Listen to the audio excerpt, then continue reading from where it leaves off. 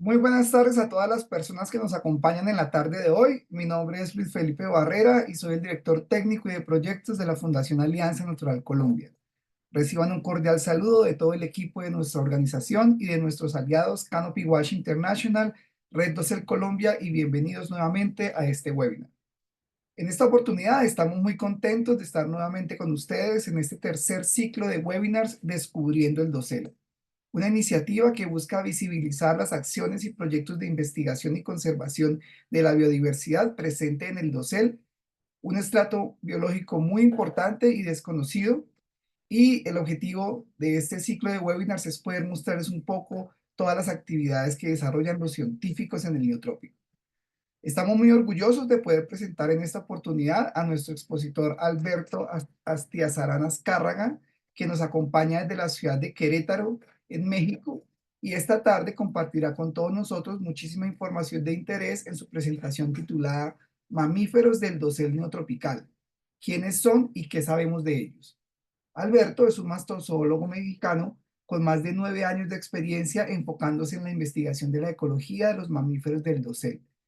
Durante los últimos 4 años ha trabajado en su proyecto de doctorado donde evaluó la distribución espacial, así como la distribución del conocimiento referente a los mamíferos del dosel que habitan el neotrópico. Quiero darle un gran saludo a Alberto. Alberto, ¿cómo estás?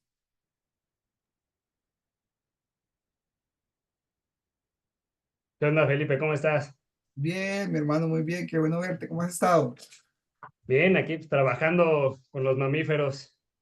Genial, genial. Estamos súper contentos y muy emocionados de poder tenerte el día de hoy. Además, porque tienes un paper muy reciente, decimos en Colombia como recién salido del horno, como el pan Sí, caliente. aquí también igual. Recién hace un par de días salió, afortunadamente, ya este artículo que es parte de lo que les voy a platicar. Me contabas ahí detrás de cámaras que llevabas ya varios meses esperando. Sí, ya este paper lo mandamos a la revista hace casi un año y pues por diferentes cosas ahí con la revista que se quedaron en un periodo sin su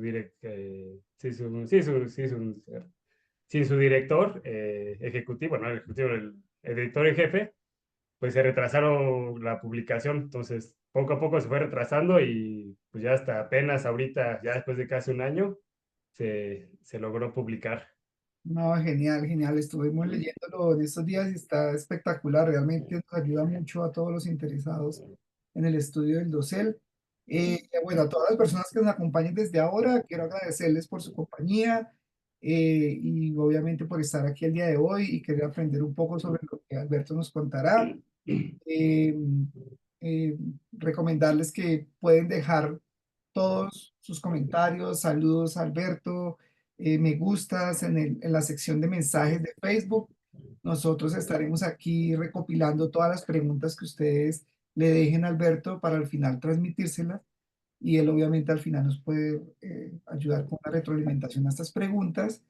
En la descripción de Facebook del en vivo ahí está la información de Alberto, están sus redes sociales, también está la información de las plataformas donde él tiene sus artículos para que los puedan descargar. Y hablando precisamente del artículo reciente, eh, podemos poner acá en la sección de mensajes el link para que lo descarguen y puedan leer y conocer un poco de lo que Alberto nos cuenta en este artículo. Entonces, bueno, no siendo más, Beto, si quieres, dale, comparte la pantalla y cuéntanos todas esas historias magníficas de mamíferos del dosel, ¿vale? El público te espera.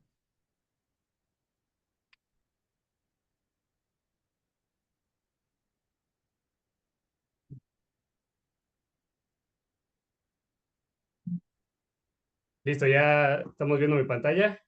Sí, pero no está completa, no está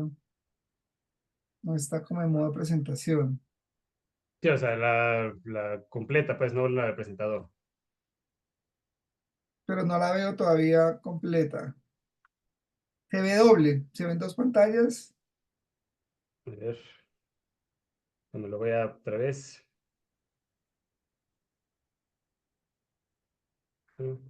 Share.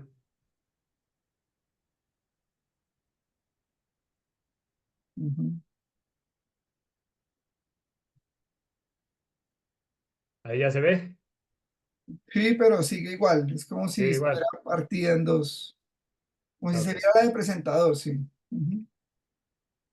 Ya, ya. Pues vamos a ver. Ahorita.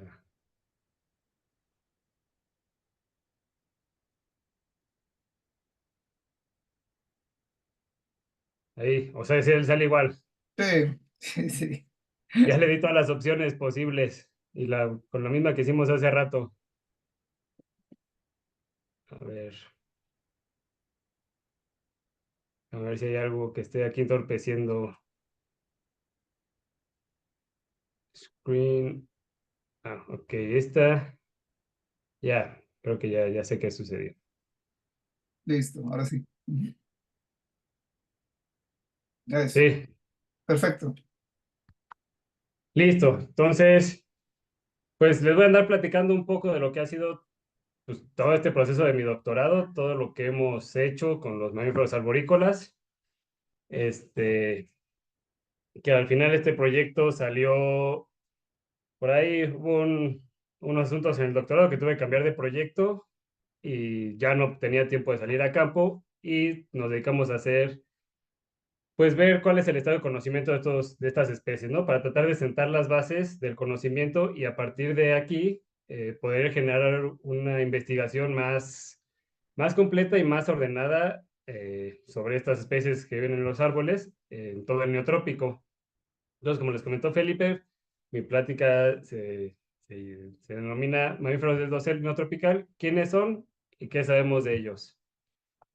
Entonces, pues primero que nada, pues ¿qué son los mamíferos del dosel, no? O sea, nosotros consideramos como mamífero de dosel a todos los mamíferos que poseen la capacidad locomotora que les permite escalar árboles para desarrollar su vida arriba en el dosel. Y ya dependiendo de su especificidad y la duración con la que hacen uso del dosel, estas se dividen en especies arborícolas, que son las que pasan casi todo el tiempo arriba, y las especies cansorales que transitan entre el dosel y el suelo. Hay unas que pasan más tiempo en el dosel que en el suelo y viceversa, ¿no? Pero de una u otra forma suben al dosel para alimentarse, para refugiarse, para, o para transitar solamente, ¿no?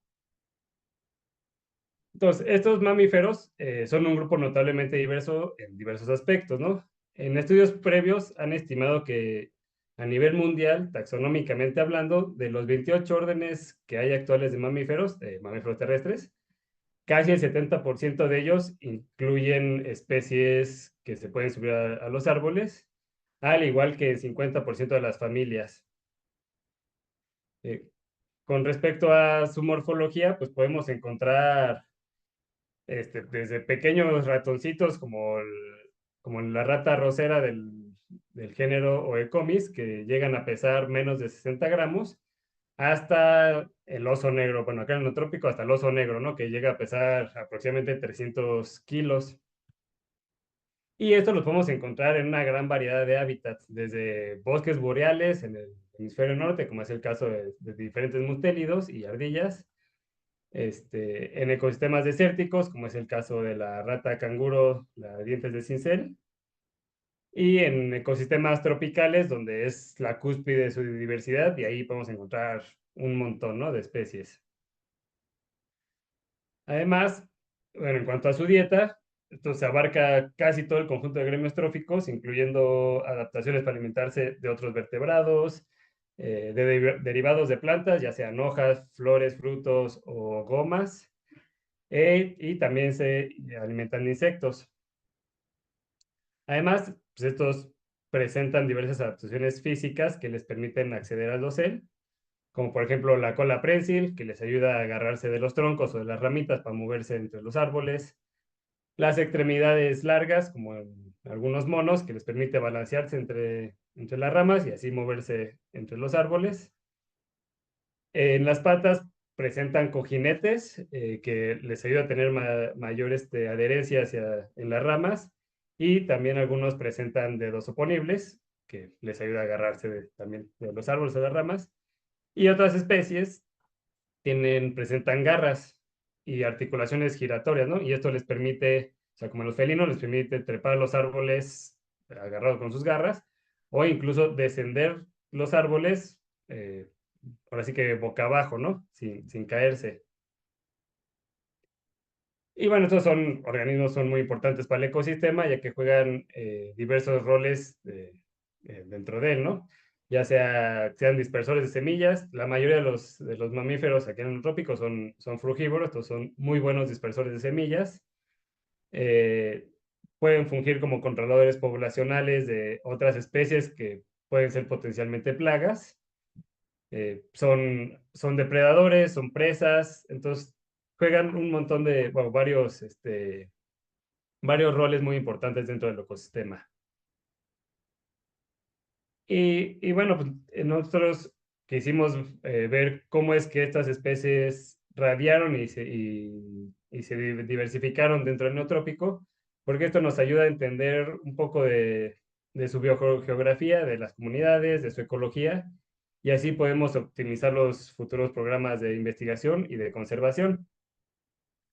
Entonces, para entender cómo se radiaron las especies, pues podemos decir que, o sea, en general, eh, la diversidad de mamíferos, la gran diversidad de riqueza de especies que hay en el entorno neotrópico se puede atribuir a los diversos biomas que hay hoy en día, ¿no? Pero también a diferentes acontecimientos históricos. Uno de los principales acontecimientos históricos que ha permitido que los mamíferos arborícolas haya tanta diversidad, y bueno, y para muchas otras especies, pero en este caso para los arborícolas, fue la aparición de las plantas angiospermas, ¿no? De las plantas con flores y frutos, que si bien antes de su aparición en el Jurásico, sí existían o sí hay registros de algunos mamíferos arborícolas, pero no eran tan diversos, no eran muchos y no eran tan diversos, ya que estos solo subían al dosel de los árboles para huir de sus depredadores. Y en el Jurásico, cuando aparecen las plantas con flores y frutos, que se empiezan a diversificar, pues empieza a haber un montón de recursos disponibles, ¿no? En el dosel, y eso influyó pues, en gran manera a que muchas especies se fueran adaptando a vivir en el dosel. Este, Además, en cuanto a la diversificación de los diferentes órdenes que existe hoy en día en el neotrópico, hay que mencionar que previo al Pleistoceno, el arreglo de los continentes era muy diferente a como lo conocemos hoy, ¿no? O sea, de hecho, voy aquí a activar un videito no sé si se activó, en el mundo, ahí está. En la imagen de arriba vemos cómo los continentes se van moviendo con el pasar de los años, ¿no? Bueno, de las eras.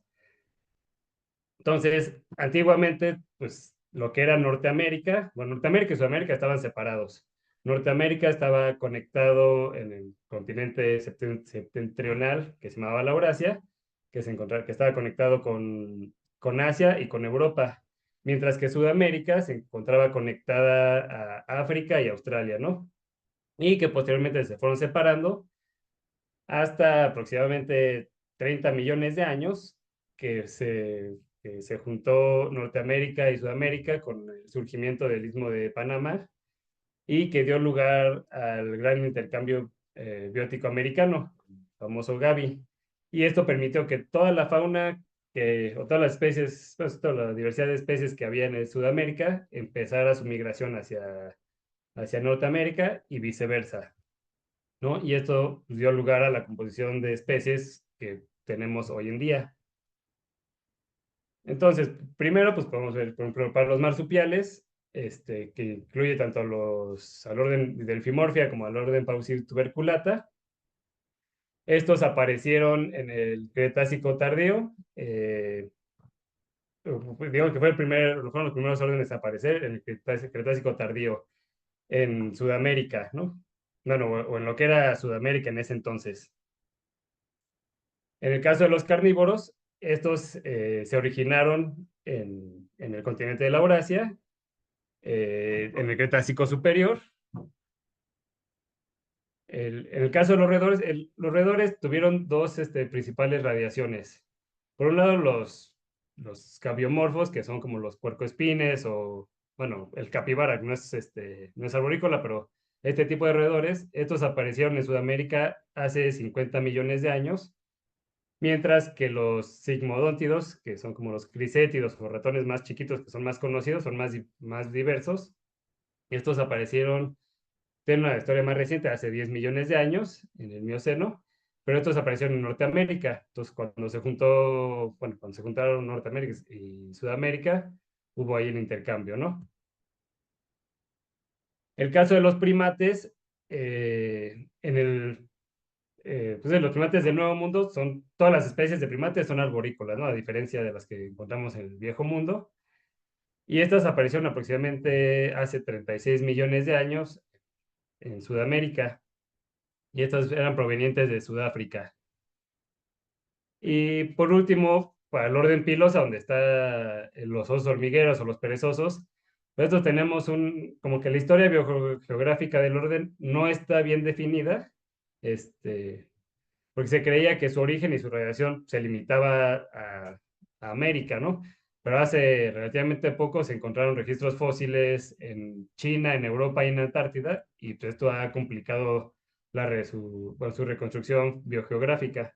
Entonces, todavía no se ha definido bien cómo fue que llegó este orden al neotrópico.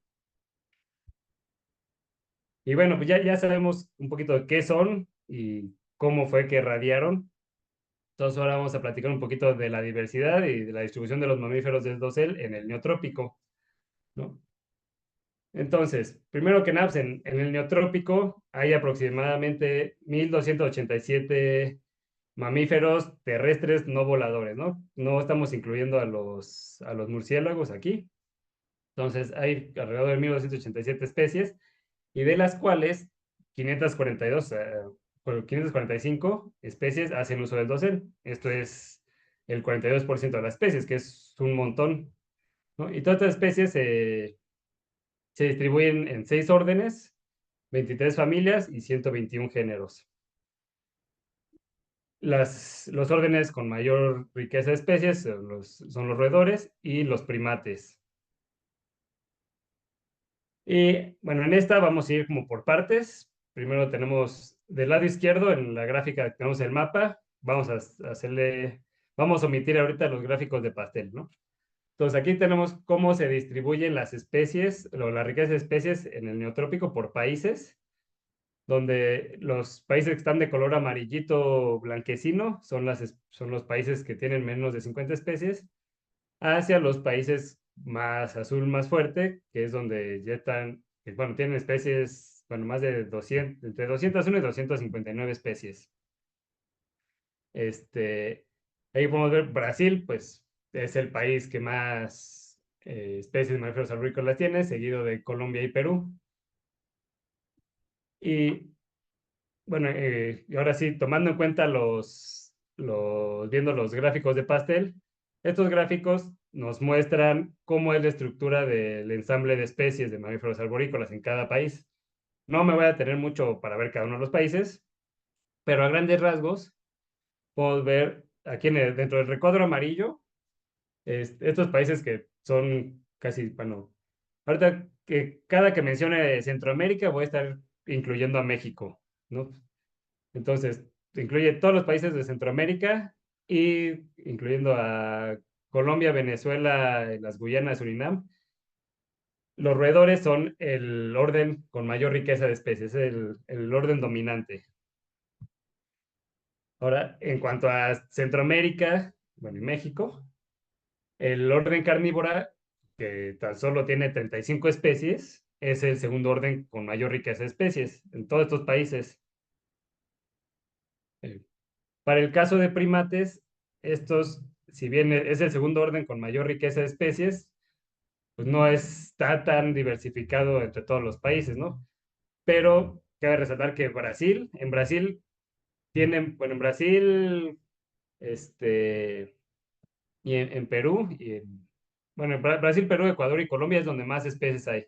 En Brasil hay más especies de primates que de roedores, ¿no? Que eso es algo, pues, bastante, pues a mí se me hace bastante curioso, ¿no? Que pues, en realidad, pues, roedores es que hay un montón por todos lados. Pero aquí en Brasil pues, son más primates, tenemos más especies de primates que de roedores. Para el, ya pasé. Para el caso de los marsupiales, eh, de Delfimorphia, pues estos tienen una representatividad media a lo largo de su distribución, o sea, a lo largo del neotrópico, pero en el caso de Bolivia, Paraguay, Uruguay y Argentina, son el orden donde mayor número de especies, o sea, que es el orden con mayor riqueza de especies, ¿no? Es el orden dominante en estos países. Y por último, que para el caso de Pausituberculata, que no le puse un recuadro, digo, es un orden que solo tiene 6 especies registradas y solo lo encontramos en Venezuela, Colombia, Ecuador y Perú. Tiene distribución muy limitada estas especies. Sí, especies de Pausituberculata. Ahora sí, en el caso de, si vemos el gráfico arriba a la derecha, el gráfico B, este, aquí podemos ver pues, los endemismos de especies por cada país y con los colores respectivos para cada orden. Entonces, Brasil, sin duda, digo, es el país que más especies tiene y por lo tanto también es el país que tiene mayor número de endemismos. Y podemos ver que tiene muchos primates endémicos, no más que roedores, tiene muchos primates endémicos. Y bueno, cabe destacar que casi la mitad de los mamíferos del dosel son endémicos a algún país. Ahora, en la gráfica de abajo a la derecha, tenemos a todas las especies que se encuentran catalogadas dentro de alguna categoría de riesgo en la UCN. Y pues de igual forma, podemos ver, pues, Brasil es el país que más especies tiene, más endémicas, pero también tiene mayor número de especies bajo alguna categoría de riesgo. Esto seguido de Colombia y Perú.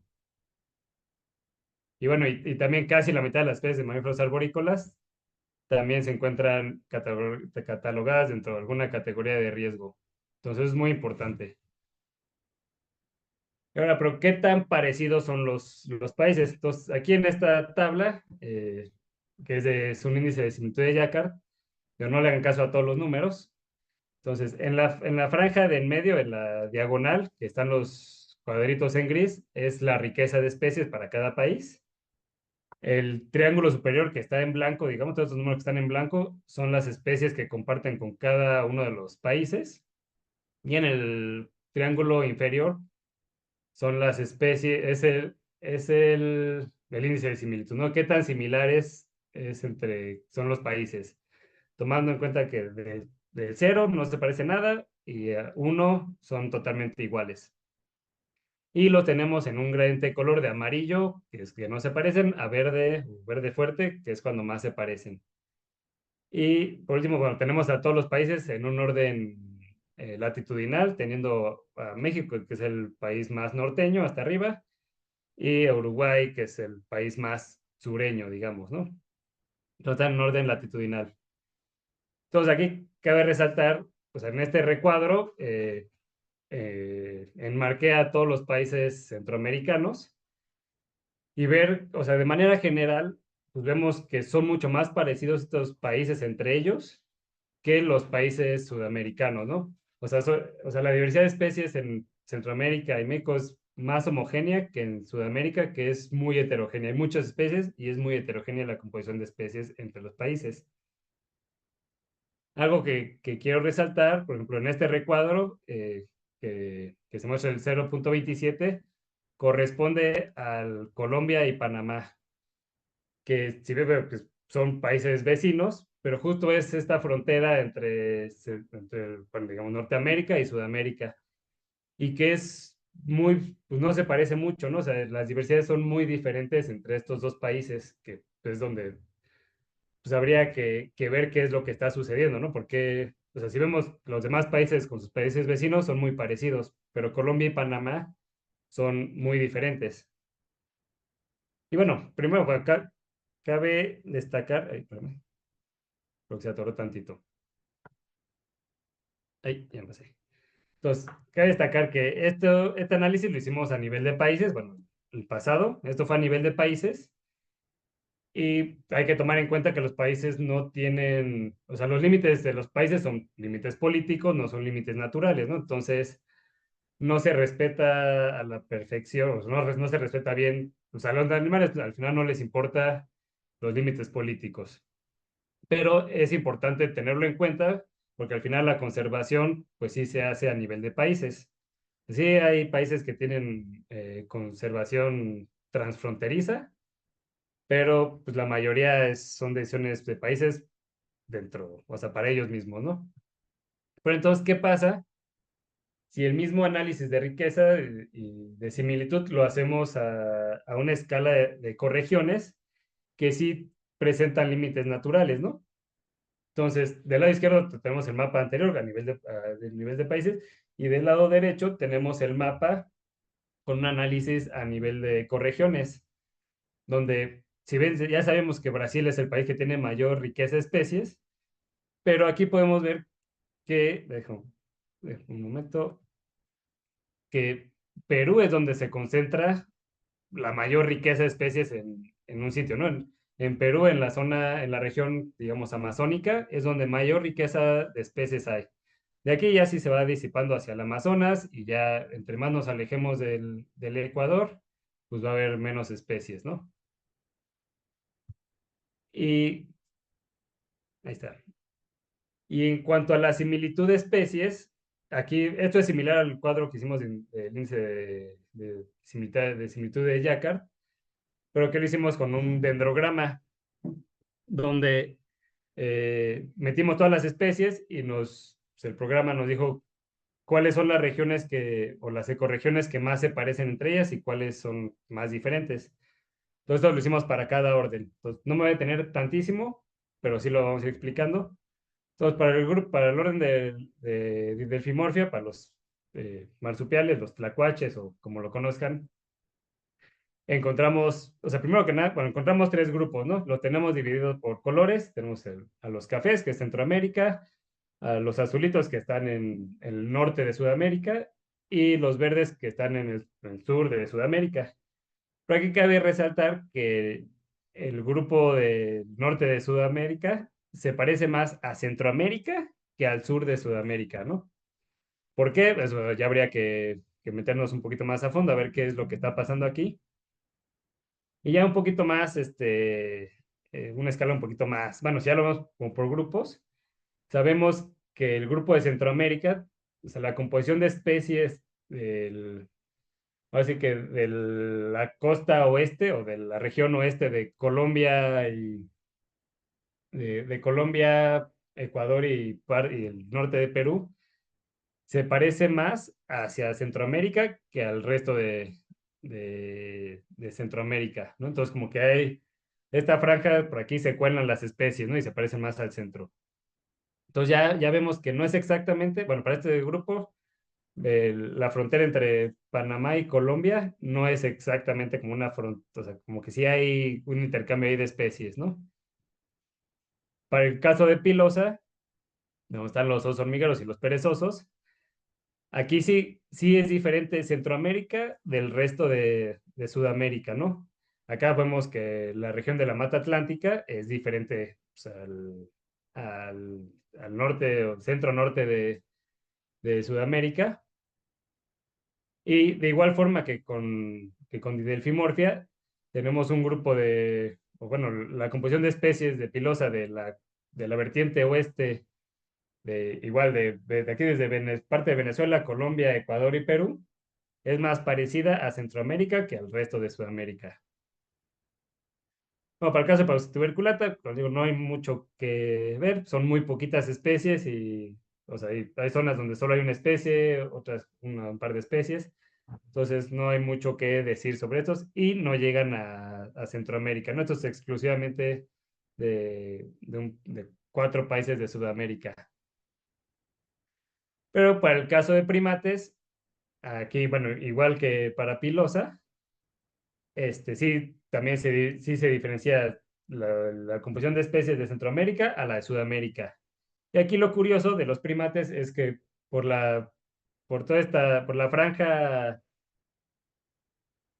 franja aquí de costera, literalmente por la franja costera de Colombia y hasta llegar a Ecuador, pues hay como un grupo de especies que se parece más a Centroamérica que a Sudamérica, ¿no? O sea, toda esta zona Entonces, si uno se acerca el mapa, es una franjita ahí que se va, no sé, por manglares o por estas zonas que, que se mueven los monos y que hace que se parezcan más este grupo de especies de Ecuador a, a Centroamérica, más que a Sudamérica.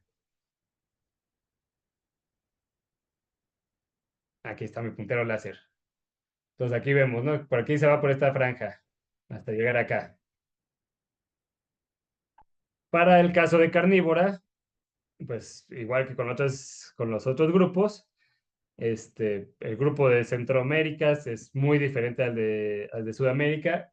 E igual aquí por la región andina, por la cordillera andina, pues, se meten algunas especies que son más parecidas igual a Centroamérica que a Sudamérica.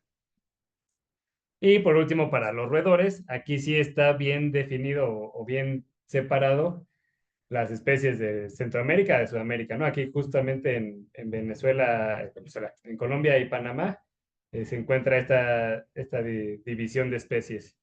Entonces, sin duda, así que para los colombianos que estén aquí, y bueno, ecuatorianos, esta zona de la franja de la cordillera andina ha de ser súper interesante para estudiar, para ver por qué las especies pues, llegan hasta, o sea, qué es lo que los limita, pues, sí, la cordillera, pero qué hace que no pasen más hacia el sur de Sudamérica, ¿no? O viceversa, que no se mezclen las especies, o ver qué regiones es donde se están mezclando las especies, ¿no? Entonces va a ser una región muy, muy interesante para estudiar. Y bueno, en cuanto al estado de conservación de los ecosistemas que albergan a estas especies, tenemos, entonces, retomamos el mapa de distribución de riquezas y al cual le vamos a empalmar el mapa de cobertura arbórea de la Global Forest Watch, donde los píxeles en negro son píxeles con cobertura arbórea y los píxeles en blanco es donde ya no hay nada de cobertura arbórea, ¿no? Y nos da nuestro mapa resultante de cómo se encuentran, pues ahora sí, los ecosistemas donde están los mamíferos arborícolas. Entonces, pues aquí digo, podemos ver, digo, las regiones que están en píxeles en rojo son regiones donde hay entre 1 y 10 especies y que estas abarcaban abarcaban el 24% de la superficie del neotrópico y que hoy en día solo mantienen, de este 24%, solo el 5 casi el 6% de ello mantiene una cobertura arbórea. Para las regiones que tienen entre 11 y 20 especies, que abarcaban aproximadamente el 12% del neotrópico, tenemos que hay una superficie de cobertura arbórea actual del 32%. Igual para las regiones que tienen entre 21 y 30 especies, que abarcan pues, el 27% de la superficie neotrópico, hay el 36% de esto se mantiene con cobertura. Y yo no sé, digo, si decir lo que es por suerte o para beneficio de estas especies de mamíferos arborícolas, las regiones donde mayor riqueza de especies hay, que sí es, pues tienen la menor superficie neotrópico, son las regiones donde mayor superficie de cobertura arbórea hay, ¿no? Entonces, eso es, digo, de principio, pues es muy bueno para estas especies, ¿no? Por ejemplo, pues las regiones donde hay entre 51 y 67 especies, que es donde mayor riqueza de especies hay, este, que abarca tan solo el 5.5% de la superficie del neotrópico, pues vemos que el 94% todavía mantiene su cobertura arbórea, ¿no? Que esto es muy bueno para las especies que habitan en estas regiones. Muy malo para las especies que habitan en regiones más aisladas bueno, donde hay menos especies, porque es donde al parecer se está conservando menos, ¿no? ¿Y qué pasa si le empalmamos el mapa de áreas naturales protegidas, ¿no? Entonces aquí podemos ver de nuestra superficie que nos queda con cobertura vegetal, cuánto estamos protegiendo. Entonces, pues de igual forma, no sé si, porque, no sé decirlo que por suerte, porque al final, pues estas áreas naturales protegidas no se han establecido para conservar específicamente a los mamíferos del dosel, pero pues sí le han atinado a conservar donde más especies hay, ¿no? Que probablemente para otros grupos de especies también sean zonas de alta riqueza. Entonces, pues eso puede ser un factor porque hay estas áreas naturales protegidas, están protegiendo estas zonas. Pero bueno, con esto podemos ir viendo, digo, para trabajar o proponer cómo ampliar áreas naturales protegidas o ver dónde podemos establecer otras zonas protegidas, ¿no? En función de decir, oye, pues, oye, quiero proteger tal vez estas, donde hay poquitas especies de mamíferos arborícolas, pero tal vez tengo ahí un par que sean endémicas o que ya estén bajo alguna categoría y que además, pues, están dentro de una zona que está muy perturbada, ¿no? Entonces vamos a tratar de conservar, ¿no? Entonces esto nos sirve pues, para tomar ciertas decisiones en cuanto a su conservación. Y bueno, entonces ya sabemos quiénes son, cómo radiaron, más o menos cómo se distribuyen en el neotrópico. Entonces, ahora vamos a ver qué es lo que sabemos de estas especies. Entonces, esta parte de la plática es justo del artículo que se acaba de publicar. Y para este artículo, para evaluar las tendencias en el estado del conocimiento de las especies de mamíferos del dosel neotrópico, llevamos a cabo una búsqueda sistemática de artículos científicos hasta el 2020, hasta mediados del 2021, donde utilizamos dos bases de datos bibliográficas, que fue Web of Science y Scopus. Durante la búsqueda se utilizaron diferentes combinaciones de palabras con la finalidad de pues, poder encontrar el mayor número de artículos de interés. Y estos criterios los hicimos, bueno, de búsqueda se realizaron en inglés y en español, ¿no? Para poder tener mayor alcance de los artículos. Lo único es que, pues, obtuvimos muchísimos artículos, alrededor de 30,000, 40,000 artículos, y de los cuales aproximadamente 6,500 eran exclusivos de primates. Entonces, por cuestiones de logística y por cuestiones de que si tomamos en cuenta los primates, se iban a acrecentar, sí, acrecentar los sesgos entre los órdenes e iba a entorpecer el análisis de las tendencias, pues decidimos excluir a los primates para esta parte del estudio. Pero bueno, pues, o sea, este, pues sí, podríamos enfocarnos un estudio exclusivo para primates, ¿no? Son tantos artículos, de hecho hay grupos específicos, hay varios grupos específicos de investigadores que se dedican a primates, entonces hay mucha información. Son el vertebrado más estudiado del mundo, entonces se podría hacer un estudio exclusivo para ellos. Pero bueno, entonces así sacamos nuestra información y además para cada artículo extrajimos las referencias geográficas del sitio donde se llevó a cabo el estudio. Y una vez obtenida toda la información geográfica, utilizamos un sistema de información geográfico para proyectar todas las georreferencias y, este, y luego resumirlas, bueno, explorando las áreas de mayor densidad de estudios mediante análisis de densidad kernel. Y bueno, pues, ¿qué fue lo que encontramos? Bueno, como les dije, encontramos 1,800 artículos científicos, donde el primero fue en 1965, y encontramos una tendencia temporal pues, positiva que se ajusta a un modelo exponencial y que nos indica que pues, ahora sí, conforme ha pasado el tiempo, ha aumentado el número de publicaciones por año, ¿no? Esta gráfica no es el acumulado de publicaciones, sino es el número de publicaciones por año. Entonces vemos cómo cada año sí ha aumentado el interés en estas especies, ¿no? Bueno, aquí el 2021 se ve que está un poco más abajo porque, como les comenté, fue hasta mediados del 2021. Entonces, pues aquí no registramos el resto del año. Entonces, por eso está aquí abajo.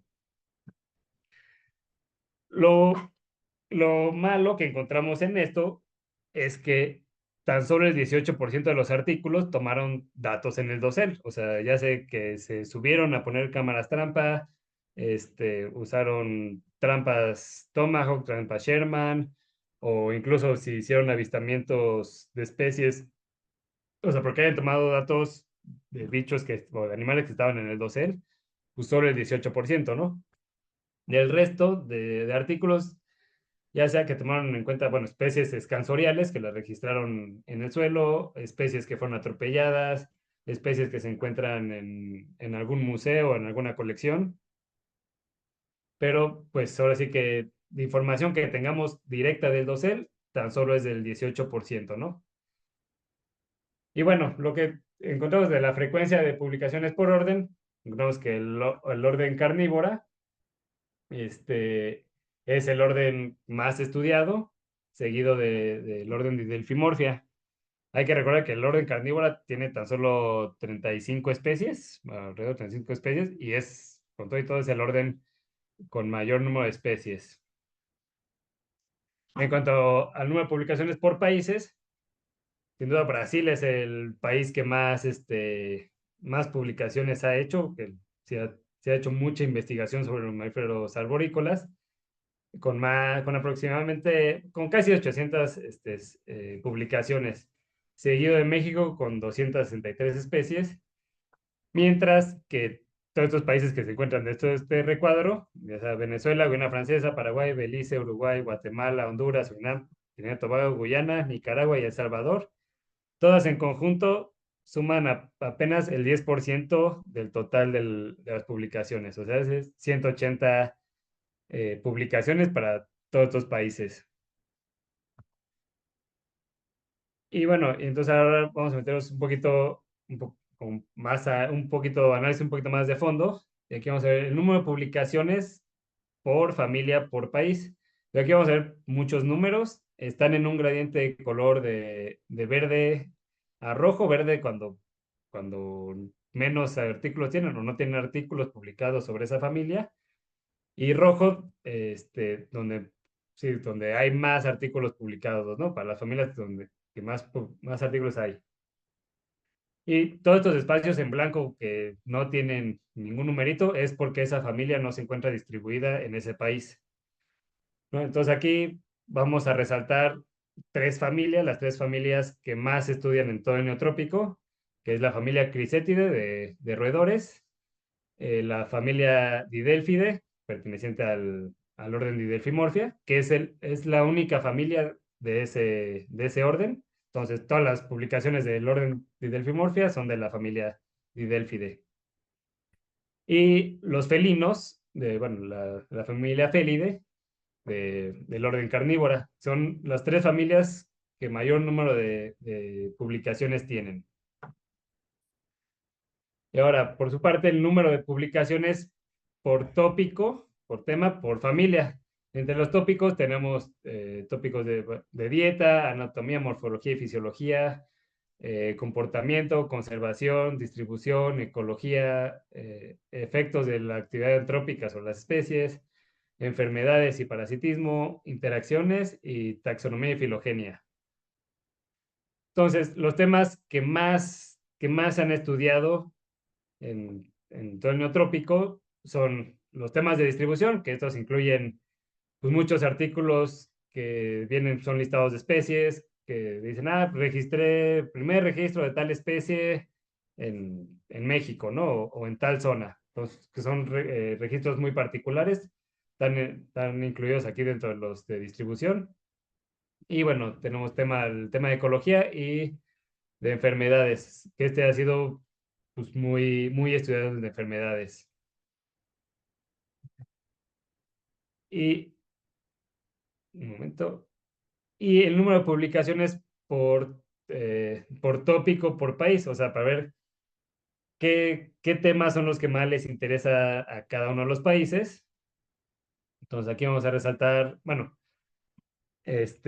tenemos los tópicos de distribución. Bueno, aquí vemos que Brasil es el país que más publica y que casi todas las publicaciones que vimos en los cuadros anteriores, pues se concentran, pues básicamente aquí, ¿no? En Brasil y un poco en México, ¿no? Entonces, tenemos muchos países que ni siquiera estudios de distribución de algunas especies tienen, o de su ecología, ¿no? Y cabe resaltar, quiero destacar, que casi no hay estudios de conservación ni del efecto antrópico, ¿no? Que hoy en día es un tema que debe ser, pues, básicamente prioritario. Si queremos poder conservar algo, pues no podemos conservarlo si no hacemos estudios de conservación y si no sabemos cómo estamos afectando a las especies, ¿no?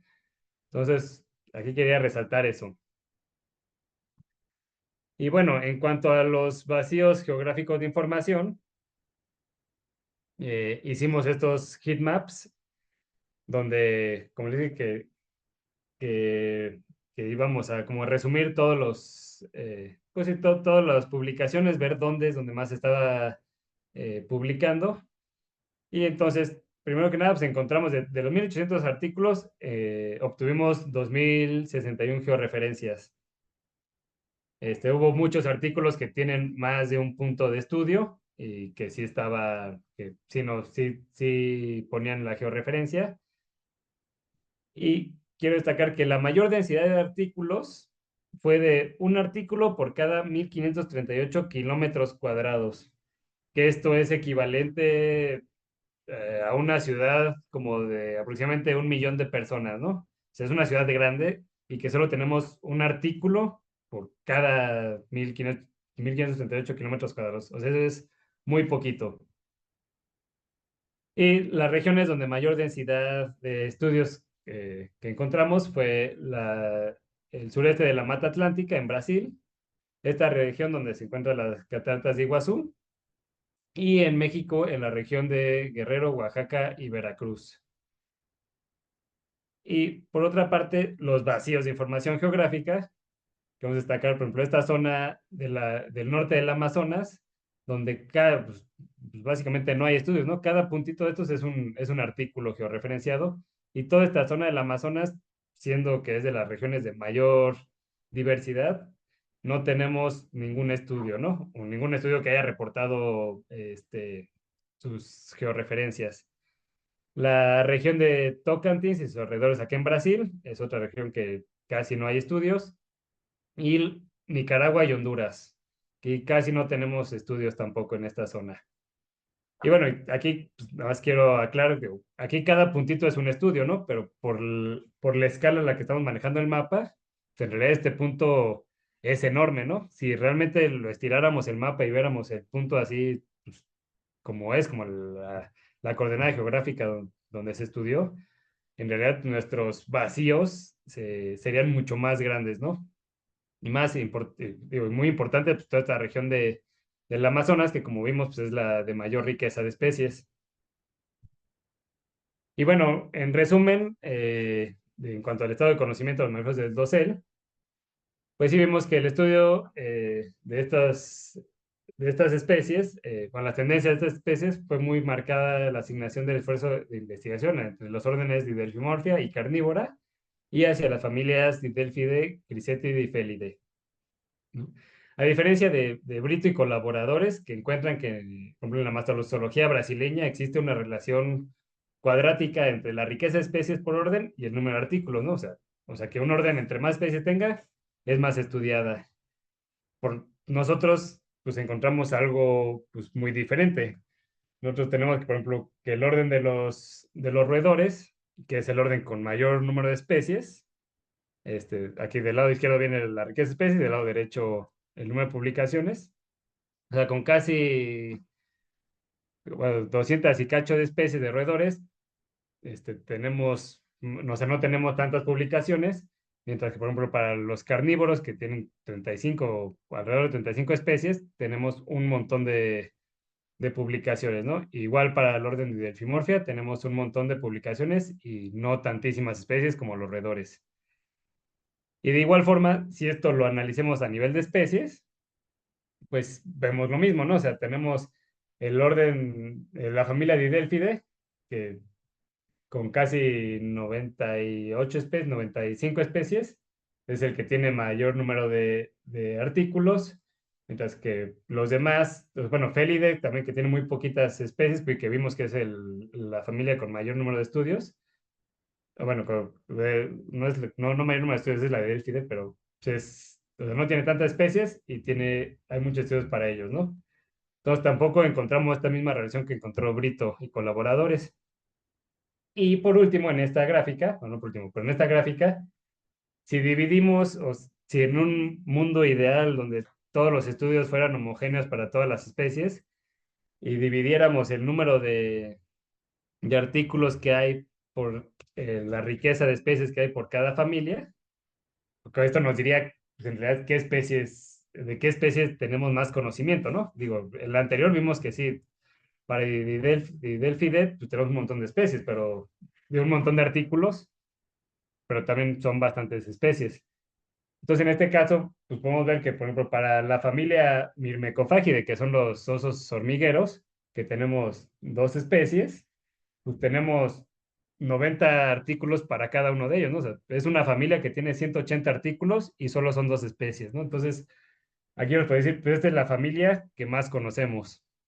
Y y por ejemplo, ahora sí, podemos ver la familia Didelphide, que, ok, pues sí, tienes 90 y tantas especies y tienes casi 700 artículos, pero entonces, si todas las especies fueran estudiadas de misma manera, pues nos tocaría pues, de a 8 artículos científicos por especie, ¿no? Si esto se fuera homogéneo, ¿no? Ahora hay que tomar en cuenta que no, los estudios no son homogéneos y que va a haber especies con más artículos que otros. Entonces vamos a tener especies que no sabemos pues nada, ¿no? Este, y bueno, para seguir, pues en cuanto a los países, la producción por países, pues vimos que Brasil es donde se ha llevado mayor número de estudios y pues esto puede estar asociado a dos factores importantes, ¿no? En primer lugar, ay, ya. En primer lugar, este país es un país megadiverso que tiene la mayor riqueza de especies de mamíferos arborícolas no voladores, con 259 especies, ¿no? Y esto representa el 34% de su riqueza total de especies de mamíferos. Y pues por lo tanto, pues, siendo el hogar de una gran diversidad de mamíferos, pues es probable que exista este interés o haya más interés en estudiarlos, ¿no? Y en segundo lugar, Brasil, no es que esto lo voy a retomar un poquito después, pero Brasil tiene programas de vigilancia zoonótica, o sea que andan haciendo muchos estudios para ver que las enfermedades no pasen de los animales hacia los humanos, ¿no? Y esto ha hecho que tengan un montón pues, se ha beneficiado el estudio de estas especies. Y bueno, este, es importante, además es importante destacar que no es un patrón el hecho de que a mayor riqueza de especies, mayor número de artículos vamos a tener, ¿no? De hecho, por ejemplo, en la mayoría de los casos, nuestra riqueza es mayor al número de especies que tenemos. Por ejemplo, para Perú, Colombia, Bolivia, Venezuela, Ecuador, que son de los países con mayor riqueza de especies, el número de publicación es menor a nuestra riqueza de especies. ¿Y esto qué quiere decir? Pues que tenemos un montón de especies que ni siquiera hemos estudiado, ¿no? Entonces, por ejemplo, para Perú, que tenemos 174 especies y tan solo 83 artículos.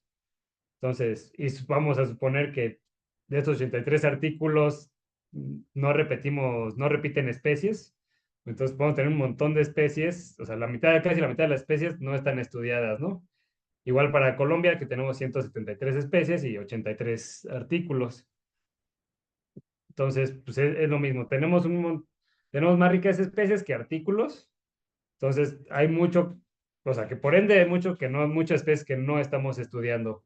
Entonces, habría que hacer énfasis en ver qué especies tenemos y cuáles pues, estamos dejando de lado, ¿no? Muchas veces los laboratorios se concentran en algunas especies en particular y de repente tienes, no sé, en el caso los jaguares, los pumas, son especies que hay muchos laboratorios, muchos investigadores que se dedican a su estudio de pues, nada más de esa especie, ¿no? Entonces tiene un montón de artículos, hay mucha información y dejamos de lado a otras especies que tal vez no son tan carismáticas, son más pequeñas o sí, no nos gusta tanto como para estudiarlas, ¿no? En cuanto al tema de enfermedades, que fue uno de los más estudiados, pues este fue más estudiado para los roedores y para los marsupiales, ¿no?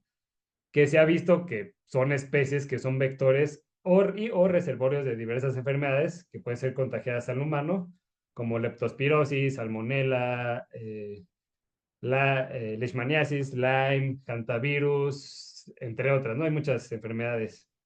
Y además son especies que suelen tener muy buena adaptación a ambientes urbanos, lo que los convierte en especies de relevancia zoonótica, ¿no? Haciendo que países como Brasil tengan programas de vigilancia y pues, esto, otra vez, regresamos que ha beneficiado la investigación de estas especies en este tópico, ¿no? En cuanto a los vacíos de información geográfico, ahí quedó un poquito de fuera el mapa.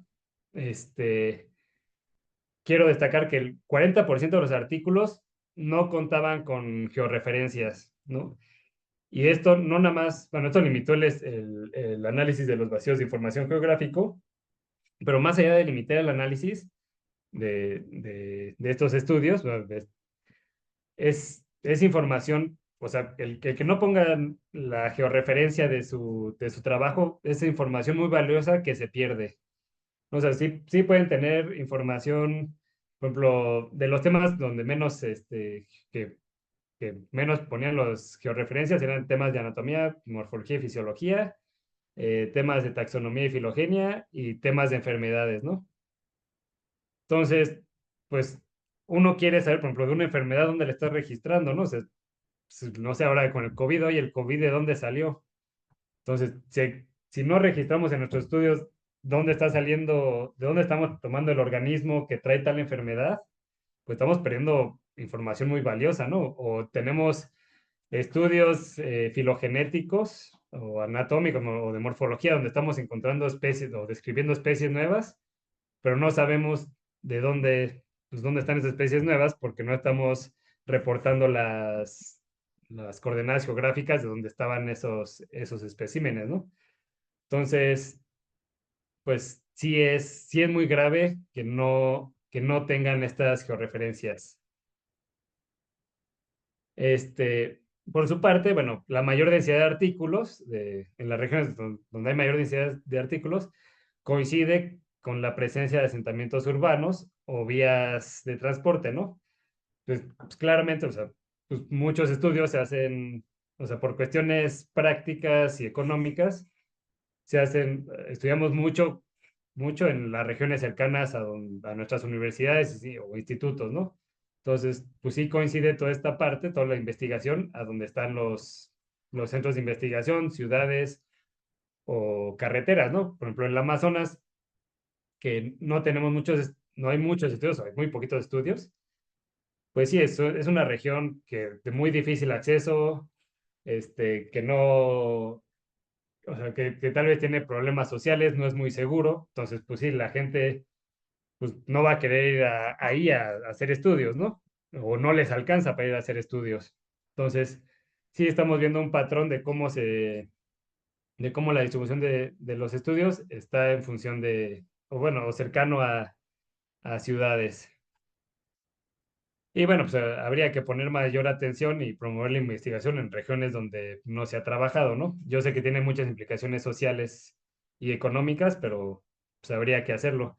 O sea, de hecho, yo creo, por ejemplo, para Brasil, que tenemos más especies de primates que de roedores, yo creo que es porque justamente no estamos pues haciendo esta investigación, o digo, es más fácil registrar un primate que roedores, ¿no? Entonces, no estamos yendo a estas zonas a trampear, a buscar estas especies, bueno, a buscar especies, ¿no? Para ver qué más hay, ¿no? Debe haber un montón de especies que no hemos registrado y que si no vamos y no nos trepamos a los árboles, pues no las vamos a registrar. Y probablemente haya muchos más roedores de los que tenemos registrados, ¿no? Y bueno, para concluir ya, pues el conocimiento de la biología el conocimiento limitado de la biología y de la ecología de los mamíferos del dosel en el neotrópico, pues ha dificultado o dificulta la evaluación de su estado de conservación y de los riesgos que corren estas especies debido a los cambios ya sean naturales o inducidos por el humano. Pues, nuestros resultados proporcionan una visión general del estado de conocimiento sobre los mamíferos del docenio tropical. Mostramos las tendencias y los sesgos, y lo que nos permite identificar los vacíos de conocimiento en la investigación y así como los vacíos en el espacio geográfico. Y bueno, existe una gran necesidad de acción pública para conservar estas especies, lo que incluye la planificación de futuras investigaciones basadas en las prioridades establecidas por los vacíos del conocimiento, este, bueno, que aquí identificamos, ¿no? Y existe un gran reto, un gran reto para eso, porque existen pocos grupos de investigación que se centran en el seguimiento de mamíferos del dosel. Bueno, en este caso, mamíferos no primates, no, pero en realidad muchas especies de primates tampoco están tan estudiadas. Pero bueno, somos un grupo muy reducido, ¿no? Aquí en México apenas yo y otra chica del UNAM que estamos haciendo estos trabajos y por ahí ya empiezan a salir más grupos de investigación aquí en México, ¿no? Pero en realidad somos muy poquitos. Acá, bueno, en Colombia, pues están ustedes, Alianza Natural, que le están metiendo mucho punch a la investigación en el dosel. Y pues, en realidad, pues, necesitamos que se hagan más grupos, ¿no? Como tal de investigación y que no sean nada más por especies así aisladas. Y además, pues sugerimos que este tipo de estudios pues, se vayan actualizando periódicamente, ¿no? Para tratar de mantener el conocimiento y la organización de la investigación y poder generar más investigación y de más calidad y no tener todo el conocimiento disperso como lo hay hasta ahorita, ¿no? Y pues bueno, eso es todo de la plática. Espero que la hayan disfrutado. Cualquier duda o pregunta, hágansela saber a Felipe y ahorita respondemos dudas. Ah, perfecto, Beto, genial. Muchísimas gracias, muy interesante la charla, incluso tenemos que hablar. Se me ocurren un par de cosas y de ideas precisamente para algunos proyectos que queremos comenzar en Colombia. Te cuento que pues muchas personas se han estado conectando y han estado participando activamente ahí en la sección de mensajes, muchos amigos de Alianza Natural, estudiantes del programa Descubriendo el Dosel, que han hecho nuestros cursos de formación de acceso para estudiar múltiples grupos biológicos. Por aquí David Mesa te mando un saludo desde Honduras, él fue uno de los estudiantes descubriendo los años anteriores. Elías Altamar también, un colombiano. Eh, Carla Nieto te manda muchos saludos desde México. Y bueno, Marco Ramírez te dice que muchas gracias por la charla y tiene un par de preguntas. Dice, te pregunta, la primera es, ¿se podría utilizar a los mamíferos arborícolas, especialmente roedores, como indicadores de integridad ecológica? Se podría... mm, ah, sí y no. Primero tenemos que saber qué roedores tenemos. O sea, mira, yo conozco muy pocos estudios de gente que ha trabajado roedores. Es muy difícil, ¿verdad? Preparar trampas Sherman al dosel es muy complicado. O sea, son muy sensibles o sea, metodológicamente es muy complicado, pues son muy sensibles, ¿no? Acá en México, tal vez subirla a una altura de 10, 15 metros en árboles, 20 metros, se ha logrado, o sea, pero sí tardas horas en ponerlas, cualquier ramita que pasa sobre el dosel le pega la trampa y se cierra. Y no sé, en árboles como los que trepamos en Costa Rica de 30, 35 metros, 40 donde ya ni siquiera vas a ver la trampa ni cómo va. O sea, metodológicamente yo creo que es muy complicado. Eh, no sé si podría ser como o sea, que puedan funcionar como indicadores ¿cómo se llama? De qué tan sano está el ecosistema. Probablemente sí, no estoy tan seguro porque no hay tanta información sobre roedores. Pero por lo pronto, mira, metodológicamente, digo que está o sea, es un grupo muy difícil. O sea, yo he tenido algunos chicos, alumnos que me han dicho que lo quieren hacer y no es que yo no quiera hacerlo, pero sí es de mucha paciencia, mucho tacto, se cierra con cualquier cosita, cualquier bichito que le pega a la trampa O sea, es un grupo muy difícil de estudiar, los roedores. Ya, yo lo he hecho con tomahawks, es más fácil, no son tan sensibles e igual es un reto trepar tomahawks a los árboles. Y yo lo estuve haciendo, por ejemplo, a 10 12 metros y fue un reto. Entonces, te digo, ya subirlo a más altura son, son metodologías muy complicadas para decir, voy a tener mis monitoreos de roedores y con eso voy a evaluar la salud del ecosistema. Metodológicamente habría que buscar, yo creo que otras formas. Y ya ecológicamente no estoy tan seguro si funcionarían. Ok. Y la segunda pregunta que nos hace es, según sus observaciones, ¿tiene algunas hipótesis de por qué se da un cambio marcado entre la mastofauna de Colombia y Panamá? Ese quiebre ahí que nos mostrabas, preciso ahí en el Darién. Sí, pues mira, digo, no soy colombiano, no tengo muchas ganas de ir a justo a esa zona. Este, tal vez ustedes que son colombianos y conocen bien son los ecosistemas que dividen pues ¿cómo se llama? La serranía de los Andes que dividen, pero creo que sí es muy marcado, ¿no? Así que del lado oeste de la serranía de los Andes, los climas sí son muy diferentes al lado oeste, ¿no? De hecho, si mal no recuerdo, hacia el lado este empiezan ya zonas de bosque seco, bueno, un poquito más seco, ¿no? Son regiones más secas que todavía pegados en la vertiente oeste de los Andes, que es más selvático. Entonces yo me imagino que justo esos cambios de climas, cambios de ecosistemas, pues hace que muchas de estas especies que vienen de Panamá, de la zona, bueno, de Costa Rica, Panamá, de zonas selváticas, se topan con los Andes y si lo quieren, bueno, si logran pasar la altitud, o sea, los páramos, porque están muy altos ahí, tienen páramos muy altos, o sea, si logran cruzar los páramos, que ahora se adapten a vivir a ecosistemas más secos, ¿no?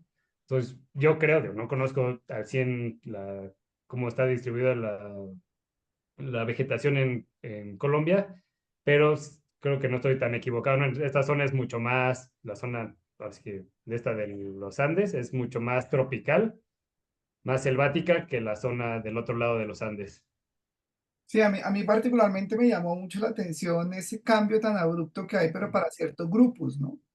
Uno esperaría que tal vez todos los grupos de mastofauna se comportaran de la misma manera, pero ver uno cómo hay grupos en donde hay más similitud, obviamente, entre estas comunidades de mamíferos, entre obviamente el Chocó geográfico, que es una unidad de bosques húmedos que se extiende hasta el norte bueno, de Ecuador y va por toda la costa del Pacífico y se conecta con el Darién y pasa a Centroamérica. Digamos que es lógico, uno esperaría que todo se comportara igual, pero como hay otros grupos que uno dice, no, definitivamente son muy diferentes, entonces sería muy interesante. Y lo que tú dices, ahí donde los estudios deben como ir direccionados a conocer un poquito más sobre ese, Sí, sobre, justo, digo, ustedes están en Colombia, y a mí me encantaría ir a poner cámaras en esa zona para ver qué está pasando con las especies, ¿no? Que justo es donde van a chocar los grupos que vienen de más del sur de Sudamérica y los que vienen del norte, ¿no? O sea, y justo ahí se están encontrando. Entonces debe ser una zona, pues, muy interesante para estudiar. que será muy interesante. Preciso, nosotros ahora estamos diseñando digamos que un diseño de estudio ahí cerca a Panamá, en el norte del Chocó colombiano. Queremos comenzar ahora este segundo semestre de 2024 con 20 cámaras trampa en el dosel y queremos vincular también AudioMods. Entonces, vamos a estar hablando, Beto, a ver cómo nos podemos. Estaría buenísimo, poder irnos enterando del chisme. Sí, sí, genial. Por aquí también algunos amigos de nuestro curso de Costa Rica, Claudia Cuijivix envía muchos saludos, Lenter también, Cubero Campos. eh, Marco vuelve y pregunta que por qué consideras que hay un marcado sesgo de investigación hacia ciertos grupos de mamíferos arborícolas. ¿Por qué crees que no los estudian tanto? Pues mira, bueno, primero dejando de lado a los primates, que es el grupo más estudiado de vertebrados en el mundo. O sea, no creo que el sesgo sea tanto porque sea arborícola o no. O sea, bueno, el grupo que sea arborícola, ¿no? Que sea, me voy a los tlacuaches arborícolas, bueno, los marsupiales arborícolas y no a los roedores. Lo que yo creo es cuestiones metodológicas, ¿no? O sea, como les comenté casi al principio de esa parte, solo el 18% de los estudios están tomando datos en el dosel. Entonces, pues no estamos, el sesgo yo creo que va más metodológicamente a que estamos poniendo cámaras abajo y a los animales que bajan, los que son más escansoriales, pues lo estamos registrando más que las especies que son más arborícolas, ¿no? Y también justo a lo que les comento, montar trampas Sherman o Tomahawk en el dosel es súper complicado, ¿no? Las cámaras ahorita son una maravilla, pero identificar roedores en Cámaras. cámaras, o sea, roedores pequeños, pues es casi imposible, ¿no? O sea, hay muchos roedores que tal vez necesitas ver pues, los dientes o la coloración de la cola o ciertos aspectos fisiológicos que en una cámara no vas a ver, ¿no? Entonces, yo los que he visto que ponen Shermans para roedores no son a 30 metros, así, son que ponen a 2 3 metros en lianas, pues, que llevan casi que llevan su escalera y la montan la escalera, se trepan y ponen la trampa, pero pues metodológicamente es muy complicado y yo creo que eso es lo que también está sesgando pues muchos estudios, ¿no? Pero Beto, yo creo ahí retroalimentando un poco ese punto, yo a veces creo que uno se pone las limitaciones desde un principio y yo creo que ese ha sido uno de los temas transversales en el estudio del dosel. Entonces, como que pensar solo en el hecho de que tengo que hacer fuerza o que tengo que hacer un esfuerzo más para trepar, inmediatamente me hace desechar la idea de estudiar el dosel. Y por eso Sí, tanta o sea, información. o sea, también o sea, estamos muy presionados en el punto de publicar información. Y de por sí ya los mamíferos te dan muy poca información. Entonces, si tienes que pensar en toda la cuestión metodológica del esfuerzo y que de ese esfuerzo vas a tener o sea, muy pocos datos, pues sí, o sea, eso pues, te limita, ¿no? Al final, pues o sea, que tenemos que publicar para titularnos, para crecer curricularmente, para que nos contraten, pues, o sea, la publicación aquí en México y en todos lados creo que es la moneda de cambio de un investigador, ¿no? Entonces, pues queremos tener pues, muchos datos de manera, ahora sí que más fácil, porque no, a mí me encantaría ir, treparme y tardarme, o sea, un año y tener 5 registros, 10 registros en un año, ¿no? Pero pues, nadie me va a pagar por eso. Entonces, dame un segundo, voy a cerrar una puerta.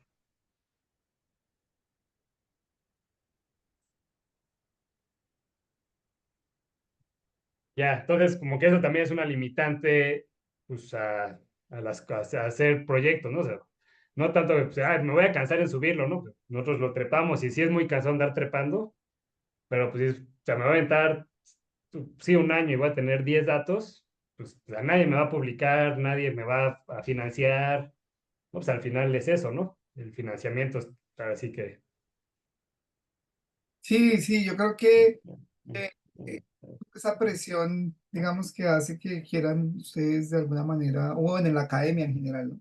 Pero también yo creo que se puede manejar y planificar bien de lo que tú decías, desde los grupos de investigación de las universidades, tener líneas definidas de investigación en el dosel, consolidar grupos de investigación, semilleros de investigación en el dosel. Creo que es una muy buena oportunidad para que los chicos desde pequeños vayan pensando en que sí es posible comenzar a formarse, como ya comienzan a ver en diferentes lugares de Centro y Suramérica cursos de formación, cursos de métodos, los cursos de biología del docer, por ejemplo, en el que participamos en 2023, buscar ayuda, golpear puertas. La comunidad de arborismo también está siempre presta a colaborar a los científicos, entonces a veces no hay necesidad de que el científico tenga que trepar, sino que tal vez un arborista o un trabajador del árbol pueda apoyar ese tipo de actividades. Y yo creo que el tema metodológico es manejable, obviamente requiere un poquito más de esfuerzo, pero es manejable. Hace un par de, tal vez un año o un par de meses leía un artículo me pareció súper interesante en Brasil, y seguro lo tuviste que haber revisado por ahí, y era que utilizaban como pitfall en el dosel. Entonces, encaramaban canecas en las ramas de los árboles y les fue muy bien. Y en cuanto a las Tomahawk y la Sherman, también me han tocado instalarlas, son muy sensibles, pero yo he venido pensando en los últimos meses, ¿por qué no, por ejemplo, primero hacer un muestreo en general con cámaras trampa? Y en los árboles en donde más roedores vea, pues ahí poner la Sherman y las Tomahawk, o sea, voy más a la fija, ¿sí? Entonces, bueno, pero la vaina es ver cómo nos ideamos algo para trabajar, ¿no? No sé. Sí, claro, ahí pues, hay que meterle coco e imaginación a todo. O sea, como dices, no tienes que andar trepando, montas un sistema y subes la trampa, bajas la trampa y todo ya desde abajo, ¿no? La friega será al principio de que montes los sistemas y listo, ¿no? Ya lo más lo haces casi sin treparse. Por aquí nos preguntan, César Franco nos dice, en Colombia encontraste en la información revisada cuáles eran los factores que más dificultaban la investigación y publicación de artículos en el país. ¿Hay como alguna información referente? Pues no encontré, o sea, tampoco busqué mucho. Digo, sin duda, digo, así como países casi hermanos, pues la inseguridad siempre es un factor, ¿no? O sea, ahorita en México las universidades no te están dejando salir a campo. O sea, yo ahorita fui en la universidad aquí de mi estado, justo porque quería dar el curso de ecología de docente. Y si me no, es que no te dejan mandar o sea, no puedes salir del propio estado a ningún lado a trabajar porque ya está muy inseguro la situación, ¿no? La zona del Darién, bueno, pues es conocido porque hubo mucha guerrilla por muchos años. No sé ahorita cómo esté, que se había ya estado La Paz o no. Pero yo creo que ese es mucho en las limitaciones, digamos, no limitaciones de uno, porque uno tiende a hacer cosas que no, la seguridad no nos importa tanto, pero si tenemos responsables a la universidad, otros responsables de nosotros, pues sí, eso nos limita mucho, ¿no? Que ya es que tengo que mandar a mis alumnos, pero me los están desapareciendo, pues mejor ya no mando a nadie, ¿no? O sea, eso aquí pasa y seguro allá pasa y en muchos países es como una limitante. Y de ahí otros factores, por ejemplo, a mí entrar con el tema de arborícolas aquí en México no me fue tan fácil. Incluso ahorita queriendo ofrecer el curso de ecología de docente en mi universidad, bueno, en la Universidad de aquí del Estado, que fue donde yo estoy la licenciatura, o sea, te ven con cara de que, como, pues, ¿no? Como que esos temas tan de locos, como, ¿por qué no? O sea, es muy riesgoso que te trepes a los árboles. Entonces, como que le tienen mucho miedo los que son responsables así que de los estudiantes, ¿no? Le tienen mucho miedo a que pase algo. Entonces, sí ha sido difícil. Pero bueno, o sea, poquito a poquito se ha ido taladrando y ya hay un grupo que sí, ya he capacitado a algunos para andarse trepando a los árboles. Entonces, sí, ya depende, pues ahora sí, la mentalidad de los investigadores con los que llegues a trabajar. Sí, eso te entiendo, me ha pasado que hemos propuesto cursos y nos han rechazado por eso, tema de seguridad. Entonces, es muy peligroso, es muy riesgoso, pero bueno, ¿qué sería de la ciencia si no hubiera tomado riesgos? Sí, Eh, no, claro. O sea, yo, por ejemplo, ahora que fui a ofrecer el curso aquí en la universidad, así lo primero que me dijeron, me dice, oye, ¿tienes un certificado de algún instituto que te avale que sabes trepar árboles? Yo, pues, llevo mis últimos 8 años de vida dedicándome a esto, ¿no? No, pero es que si no tienes un certificado de alguien, pues no puedes. Entonces, no, pues aquí en México pues, no hay muchos lugares donde te puedas certificar para este tipo de actividades, ¿no?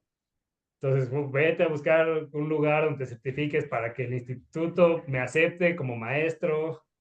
Entonces, como que sí, como que no, si no hay algo que te certifique, pues no te la creen, ¿no? O sea, aunque tengas el currículum de hace 8 o 10 años, no te la creen. Entonces, pues es un poco burocrático. sí, sí, sí, siempre es un poco, pero bueno, hay que buscarle también las opciones. Podemos hablarlo más adelante y podemos organizar cosas. Beto, una última pregunta para no quitarte más tiempo. ¿Cómo piensas tú que los estudios de mamíferos arborícolas desde el dosel, ¿sí? podrían cambiar el panorama que encontraste en tu artículo? ¿Cómo los estudios desde el dosel? Pues yo creo que Entonces que cambiaría todo. O sea, si empezáramos a treparnos más a los árboles, o sea, porque sí sabemos mucho, bueno, no sabemos tanto. O sea, en realidad, para todas las especies que son, o sea, 1800 artículos es muy poquito, ¿no?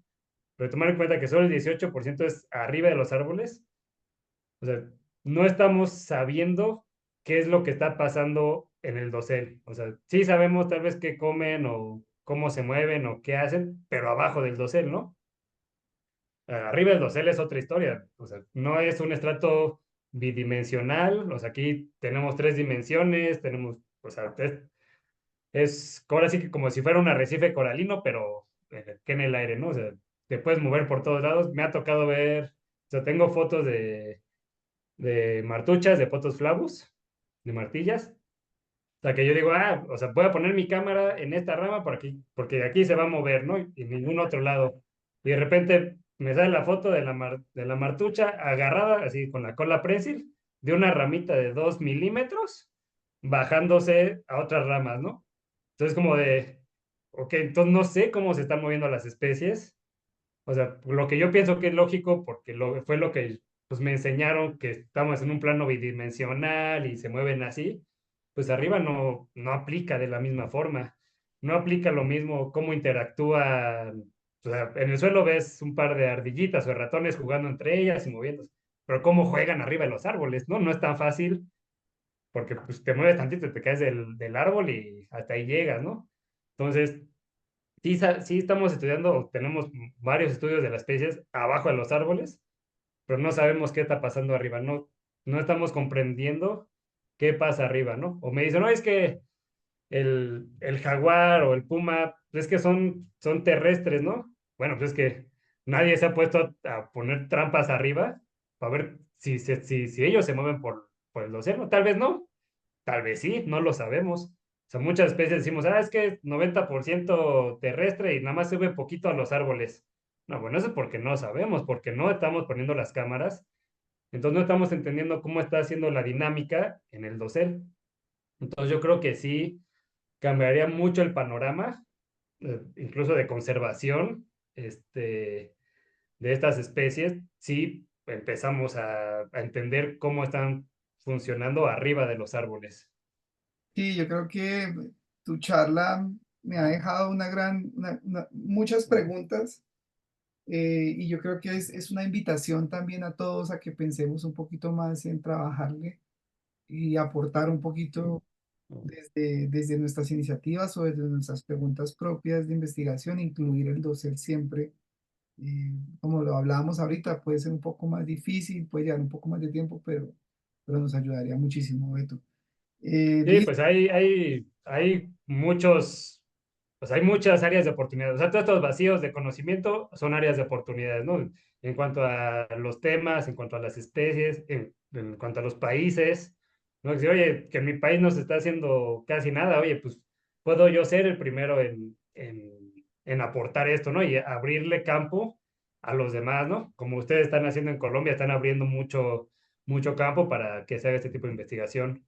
Entonces, pues yo creo que, pues eso me gusta de mi trabajo, que sirve para que cualquier persona de cualquier país diga, oye, pues que yo quiero, pues en mi país, yo quiero empezar a hacer esto.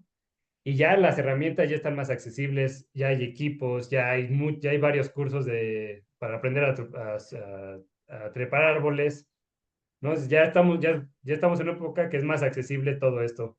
Entonces, justo este paper pues, ayuda en eso, ¿no? Que puedes decir, oye, yo quiero trabajar estos artículos, oye, a ver, ya se sabe mucho de los felinos, pues ahora quiero saber, bueno, ahora quiero saber de los felinos arriba de los árboles, o se sabe mucho de los marsupiales, pero de enfermedades, pero no sabemos marsupiales de comportamiento o de otra cosa. Entonces, vamos atacando esos vacíos de conocimiento, pues para poder tener un entendimiento de las especies y poder hacer una conservación más planificada, ¿no? No, de acuerdo, totalmente de acuerdo, Beto. Eh, Hermanito, muchísimas gracias. Realmente súper, súper clave esta charla que nos compartiste el día de hoy, el artículo también. Dejé el link del artículo en Facebook. Las personas que no nos pudieron ver en vivo, yo creo que en unos 30 o 40 minutos ya tendremos este webinar en canal de YouTube, Alianza Natural en YouTube, lo pueden encontrar y estará como un estreno para que lo puedan vivir y puedan obviamente conocer un poco de la información que tú nos compartiste hoy. Muchísimas gracias nuevamente por tu tiempo y espero que nos podamos encontrar pronto. Tenemos que hablar de proyectos en conjunto, mi hermano, entonces muchísimas gracias. ¿No? Espero que lo hayan disfrutado. Igual, la primera parte del artículo, bueno, de la presentación, de la distribución, eso yo espero que no tarde tanto en que ya también lo publiquemos, para que esté disponible y cualquier cosa, bueno, yo puse al final en mi presentación, puse mi correo y no sé, igual si lo pusiste en el link, si tienen dudas o lo que sea, que me escriban y ahí nos vamos comunicando, pues para ir creciendo esta comunidad de gente que se está trepando a los árboles a hacer cosas. Genial, Beto. Muchas gracias nuevamente y nos vemos pronto. Hasta luego, mi hermano. Chao, chao. Listo, gracias Felipe, saludos.